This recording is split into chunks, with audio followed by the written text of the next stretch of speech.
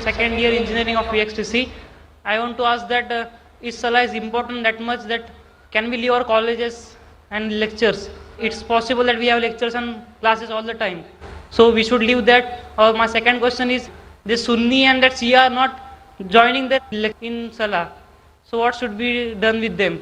How we can improve them? मैंने सवाल पूछा कि हमारे कॉलेज में लेक्चर्स होते हैं और क्या हम सलाह पढ़ने के लिए लेक्चर को तर्क कर सकते हैं, लेक्चर को छोड़ सकते हैं? जब आपको लंच ब्रेक मिलता है, उस ब्रेक में आप लंच के साथ नमाज भी पढ़ सकते हैं, सलाह भी पढ़ सकते हैं।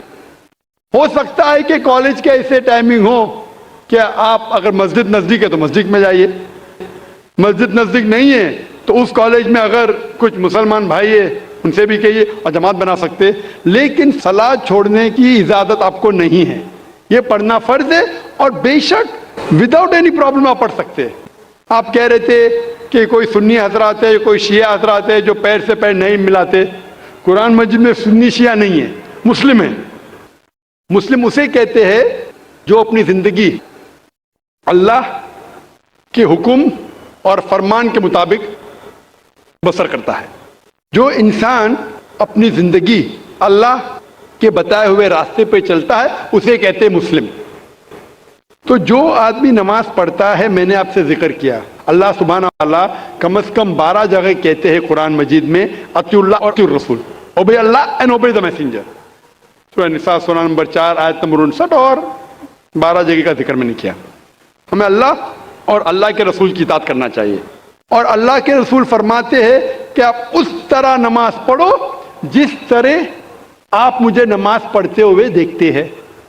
यह हदीस बुखारी की किताब आदान की चैप्टर नंबर 18 हदीस नंबर 604 और फिर से दोहराया गया सही बुखारी में जिल्द नंबर 9 हदीस नंबर 352 352।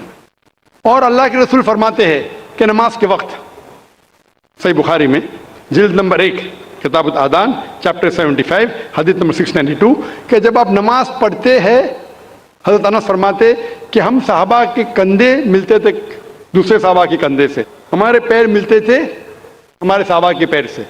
अल्लाह के रसूल फरमाते सुनन अबू दाऊद में सही हदीस है जिल्द नंबर 1 किताब सलाह चैप्टर 245 और हदीस नंबर 666। अल्लाह के रसूल फरमाते कि बीच में जगह मत छोड़ो, जगह को कम करो और शैतान को बीच में मत आने दो। उसका मतलब हमें कंधे से कंधा मिलाना चाहिए। जो इंसान अपने आप को मुसलमान कहता है और कंधे से कंधा नहीं मिलाता है सलाह के वक्त और पैर से पैर नहीं मिलाता है, वो अल्लाह के रसूल की नाफरमानी कर रहा है, वो सलाह सही तरीके से नहीं पढ़ता है। Hope the answer the question. اللهم ارحمنا بالقرآن